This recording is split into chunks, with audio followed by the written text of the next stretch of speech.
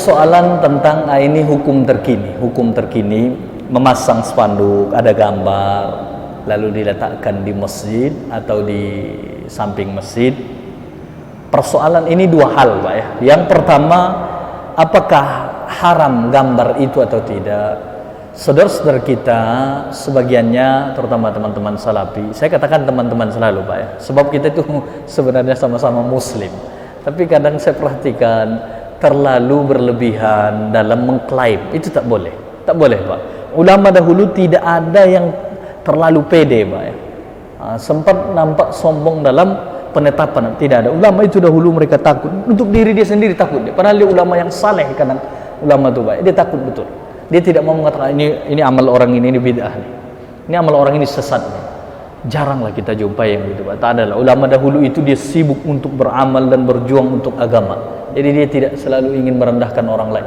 Apatah lagi saudara dia muslim. Baik, teman-teman kita sebagian salafi, mereka sangat keras, sangat kuat dalam persoalan ini. Mengatakan seluruh bentuk gambar, sama ada gambar fotografi yang hasil canggih, sekarang dipoto misalkan dengan HP, dengan yang lain, itu tetap haram dalam pandangan mereka. Mereka berpendapat la'anallahul musawwirin. Ada hadis memang seperti itu. Semoga Allah melaknat orang-orang yang menggambar. Jadi menurut pemahaman mereka, gambar yang mana pun, sama ada dengan gambar canggih, seperti kamera dan seterusnya. Tapi di mazhab kita, Pak, atau di sebagian ulama yang kita ikuti, menetapkan kalau gambar yang fotografi ataupun kamera, apalagi secanggih zaman sekarang, itu tidak masuk dalam maksud hadis tadi. Dan menakjubkannya, Syekh mereka sendiri pun, Syekh Muhammad bin Shalih Al-Utsaimin, jadi pemimpin mereka ataupun ulama mereka pun berbeda pandangan dua, Pak. Syekh bin Baz menetapkan itu haram, mufti kerajaan Arab Saudi dahulu. Ulama besar terkenal juga di Arab Saudi namanya Muhammad Shalih Al-Utsaimin, beliau menetapkan kalau kamera yang canggih seperti sekarang itu tidak haram. Jadi, Pak, spanduk itu digolongkan kamera ataupun gambar fotografi yang canggih atau tidak digolongkan yang canggih. Jadi makanya kalau pendapat yang kita ikuti berdasarkan hadis, kalau Bapak ingin lebih menelitinya lagi, di Kamus Al-Marbawi, ada satu Kamus Al-Marbawi, kamus pertama, Pak, di tanah Melayu, Indonesia dan Malaysia dulu Melayu, Pak ya. Nah, jadi pertama kamus itu ditulis oleh Syekh Muhammad Idris Al-Marbawi, asalnya dari Malaysia itu, Marbau, dari kampung Marbau di Malaysia. Jadi beliau membuat gambarnya di kitab beliau itu. Di situ beliau menyebutkan 10 hadis melarang, 11 hadis membolehkan. Beliau mengambil kesimpulan, dia mengamalkan yang membolehkan. Artinya tidak haram. Yang diharamkan itu yang dapat diraba, Pak, patung atau seterusnya, yang dapat diraba dia. Kalau tidak dapat diraba, itu tidak haram dalam pandangan hukum. Di masjid bagaimana? Wallahu a'lam. Secara umum itu tadi sama ada di masjid atau di luar masjid. Kalau tujuannya untuk syiar dan tidak ada lagi masyarakat Islam sekarang kalau ada gambar di depannya dia nak sujud ke situ, tak ada, Pak ya. Tak ada lagi. Masyarakat Islam sudah bertauhid semua. Tapi kita sarankan jangan persis dilihat orang ketika dia sholat.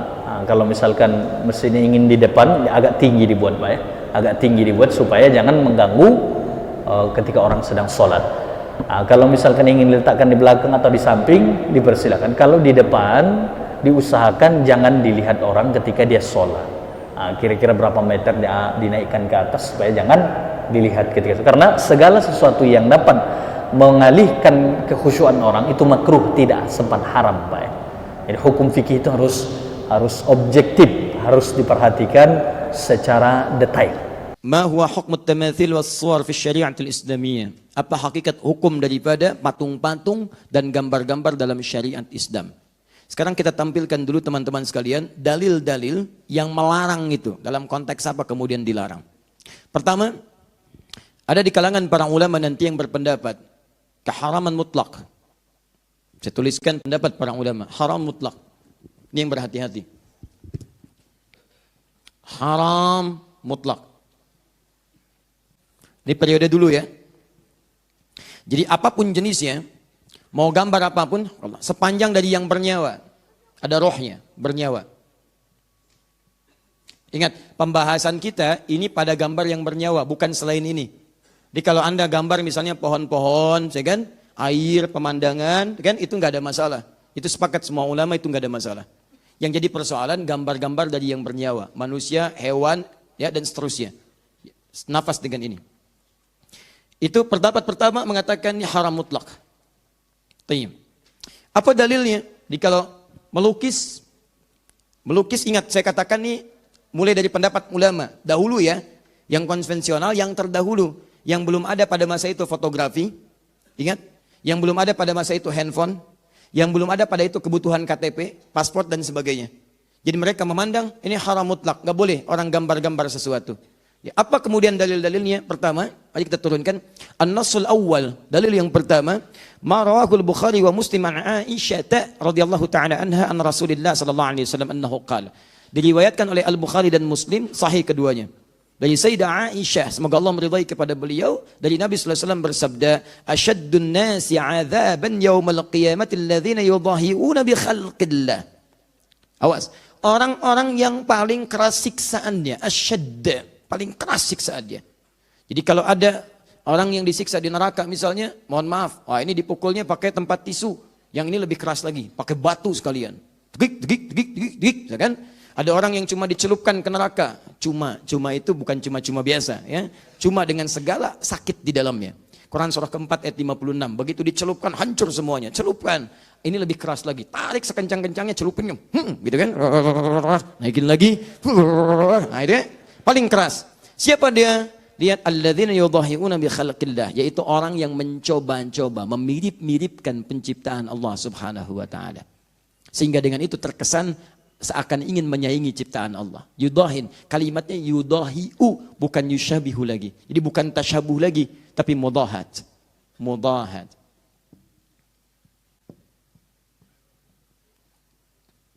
Jadi Nabi seakan memberikan gambaran. Kebanyakan orang-orang yang melukis itu, ketika dia mulai melukis, ini ambil pendapat pertama ya. Kata para ulama, hadis ini yang pertama memberikan kesan bahwa kenapa muncul siksaan yang besar di sini? Karena kecenderungan orang ketika membuat sesuatu yang bernyawa, itu ingin membuat semirip mungkin. Lukis, ingin melihat wajahnya. Begitu jadi, oh mirip ya. Ada kekaguman di dalamnya. Ini yang paling berbahaya. Ketika muncul kekaguman pada sesuatu yang dibuatkan pada hal yang bernyawa, ini persoalannya bukan sekedar fikih, tapi ada nilai akidah di situ yang terkotori. Akidah mulai bahaya. Seakan-akan ada yang bisa membuat yang mirip seperti ciptaan Allah. Maka nanti kita akan lihat bagaimana hadis selanjutnya pada yang seperti ini. Nah itu orang seperti itu yang berusaha memirip-miripkan dengan ciptaan Allah Subhanahu wa taala sehingga terkesan ada aura-aura yang berbeda. Ini ilatnya, lihat. Dampak sebab hukumnya, ilatnya. Kenapa dilarang dengan sangat kuat? Karena dikhawatirkan merusak bukan hanya ke fikih tapi ke akidahnya. Ada sesuatu yang diturunkan, takut merasa ada sesuatu yang aura besar di situ, ada kemiripan. Maka yang seperti ini, lihat hadis selanjutnya. Rawal Bukhari wa Muslim wa ashabus sunan anna Nabi sallallahu alaihi wasallam qala, diriwayatkan tidak main-main, di Al-Bukhari disebutkan, di Muslim disebutkan, di ashabus sunan, sunan, hadis-hadis. Kalau dalam ilmu hadis, sunan itu artinya kitab-kitab yang disusun isinya berdasarkan urutan fikih. Kitab hadis yang disusun berdasarkan urutan fikih. Ya, yang lainnya jami'. Jami' itu kitab hadis yang disusun berdasarkan urutan umum, semua pembahasan. Biasanya babul iman dulu, bab akidah, terusannya ibadah, muamalah dan seterusnya. Tapi kalau sunan, ingat beda antara sunan dalam istilah hadis, sunan dalam istilah usul fikih, sunan dalam istilah fikih dan sunan dalam istilah sejarah itu beda. Lain. Kalau disebutkan dalam istilah hadis, maksudnya kitab hadis yang disusun berdasar urutan fikih. Seakan-akan ini penulis kitab ini ingin mengatakan, jangankan di kitab hadis urusan akidah, di kitab hadis urusan fikih pun disebutkan celaan pada yang demikian. Apa yang dimaksudkan? Inna ashab hadhihi suwar yu'adzabuna yaumal qiyamati yuqalu lahum ahyu ma khalaqtum. Orang-orang yang membuat seperti ini dimirip-miripkan dengan ciptaan Allah sehingga terkesan orang lain mengaguminya dengan mengatakan mirip ya, bagus ya, seakan-akan ada ya, maka orang ini akan dipanggil di hari kiamat sebelum disiksa, kemudian diberikan oleh Allah penghinaan pada saat itu, dihinakan. Coba berikan nyawa tuh. Ayo berikan nyawa. Kamu pengen jadi saingan saya? Ayo hidupkan, tiupkan roh kepadanya. Maka ketika dia tidak mampu dan memelas, maka dicelupkanlah ke neraka. Ini yang merasa jadi saingan saya. Hancurkan. Begitu hancur, angkat kembali, hancurkan lagi, angkat kembali, hancurkan lagi. Dan dia tidak akan pernah keluar dari siksaannya. Tidak akan pernah keluar. Nah, ini yang pertama. Teruskan, an-nasu tsanits, nas yang ketiga, rawal Bukhari wa Muslim wa Ahmad, an Abi Zur'ah, dari Abu Zur'ah qala, dakhaltu ma'a Abi Hurairah dar Marwan ibn al-Hakam, fara'a fiha tasawir wa hiya tubna, faqala sami'tu Rasulullah sallallahu alaihi wasallam yaqul, qala Allah azza wa jalla wa man azlamu mimman dhahaba yakhluqu khalqi. Tiba-tiba saya datang bersama sahabat Abu Hurairah, kemudian saya mengunjungi rumah Marwan bin Hakam. Ketika mendapati di situ banyak gambar-gambar, bahkan ada yang tersusun dan membentuk satu bentuk-bentuk tertentu. Bubna, ada yang digambar, ada yang jadi patung-patung sebagian. Maka dibacakanlah hadis Nabi, hadisnya hadis qudsi. Wa man azlamu, yang tadi menyebutkan diazab. Yang tadi menyebutkan dihinakan. Yang ini disebut manusia paling zalim. Dan siapa orang yang paling zalim dibandingkan orang yang berusaha membuat ciptaan, ingin menyaingi ciptaanku. Tapi belum selesai. Falyakhluqu dzarratan falyakhluqu habbatan atau falyakhluqu sya'iratan.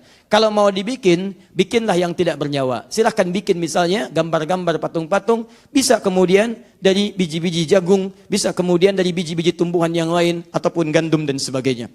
Jadi gambaran hadis-hadis ini banyak hadisnya, saya berikan contoh sebagai dalil dari kelompok yang pertama, teman-teman sekalian, bahwa untuk kehati-hatian pada gambaran-gambaran yang bernyawa, kelompok ulama pertama memilih untuk hati-hati dan mengharamkan secara mutlak. Mereka khawatir kalau bikin seperti ini, memang awalnya bikin biasa, tapi dikhawatirkan ketika jadi atau ketika membuat itu ada perasaan mirip juga ya dengan aslinya. Begitu ada perasaan itu, maka disitulah mulai terganggu keyakinan kita kepada Allah. Begitu orang lain mengagumi dengan berlebihan, di situ mulai ada gangguan dalam akidah. Maka ulama pertama berpendapat ini haram mutlak pada yang bernyawa. Ingat satu, tapi mereka kecualikan ini dari kasus yang terjadi di zaman Nabi SAW. Kecuali dua hal. Kecuali satu, hal yang melekat pada perangkat mainan anak-anak. Jadi kalau anak mainan anak-anak tidak ada masalah. Sebab nilainya bukan pengaguman, nilainya buat main-mainan. Sayyidah Aisyah punya mainan, teman-temannya punya main-mainan, dan tidak pernah dinafikan oleh Nabi SAW. Illa lu'batul banat, kecuali mainan anak-anak. Jadi kalau ibu ingin memberikan anak-anak misalnya mainan-mainan Hello Kitty, ya itu nggak ada masalah. Jelas ya, ini lu'batul banat, itu mainan anak-anak. Mainan anak, sama perangkat mengajari anak. Anak menggambar misalnya macam itu tidak ada masalah.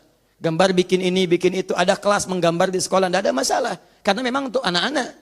Mendekatkan pada dunia dia, ada tasawur, deskripsi bagi dia untuk memahami lewat permainan. Karena anak-anak belum ngerti, ya dia belum balik. Bagaimana mau menyekutukan Allah, balik aja belum? Belum balik, dia belum ngerti. Salat aja belum wajib. Yang kedua, pada gambaran-gambaran yang sifatnya direndahkan. Ya, muhannidah. Direndahkan itu tidak dianggap sebagai sesuatu yang mengagumkan. Di karpet, di bantalan, tempat tiduran, macam-macam, yang diinjak, yang macam-macam, itu nggak ada masalah. Jadi kalau gambar-gambar kemudian, taruhlah kemudian misalnya ada Hello Kitty jadi karpet, ya, ada kucing gambar ini jadi karpet, jadi diinjak-injak dan sebagainya. Itu sepakat ulama itu rakman bit-thaub.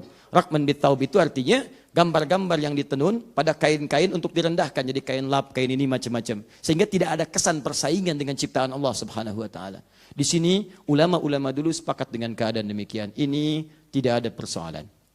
Dari sini kemudian berkembanglah, masa berkembang, keadaan mulai berkembang. Teman-teman sekalian, dulu ini cuma mainan. Sekarang ada perangkat-perangkat yang digunakan untuk proses pendidikan. Bisa, mohon maaf, patung hukumnya haram.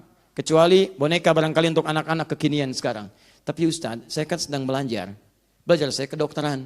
Harus belajar tentang rangka, anatomi tubuh dan sebagainya. Kadang-kadang dibuat demikian. Apa hukumnya? Pada yang demikian diambil illat maslahatnya, dikembalikan ke sini. Apa fokusnya? Sepanjang yang dimaksudkan bukan bagian dari untuk menyaingi ciptaan Allah. Tapi digunakan pada hal-hal esensi yang lain. Yang sifatnya ada maslahat atau merendahkan sesuatu sehingga berbeda dengan ciptaan Allah. Maka ini dibenarkan. Maka yang fakultas kedokteran tidak ada masalah. Yang di biologi gak ada masalah. Ketika ada misalnya rangka-rangka tertentu dan seterusnya dibuat untuk menunjukkan bagian-bagian dalam tubuh ataupun juga penggalian-penggalian pada hewan. Itu tidak ada masalah. Sekalipun sebagian ulama masih agak hati-hati. Kalau bisa bentuknya jangan sesempurna mungkin. Misal bentuk wajah hilangkan sebagiannya, tutup misalnya kan. Baik, sehingga tidak menyerupai betul. Ada sebagian yang masih berhati-hati. Tapi dalam konteks kekinian kan gak bisa. Kita akan pelajari bentuk hidung. Begitu ditunjuk hidungnya nggak ada. Ini kan repot. Yang kedua, turunan lagi misalnya. Baik, maaf, di kepolisian atau di militer dan sebagainya. Dibutuhkan misalnya ahli sketsa untuk memastikan keadaan hukum. Begitu ada terjadi pencurian, dulu belum musim CCTV, bahkan sekarang masih berkembang keahlian ini. Maka datang, bagaimana saudara menurut Anda? Ciri-cirinya seperti apa? Begitu digambarkan ciri-ciri, dilukiskan begini.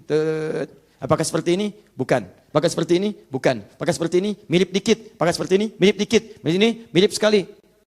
Oh iya, yang seperti itu. Mirip yang dimaksudkan bukan mirip ciptaan Allah. Tapi untuk mirip menemukan pelaku dari unsur kejahatan. Yang ini boleh.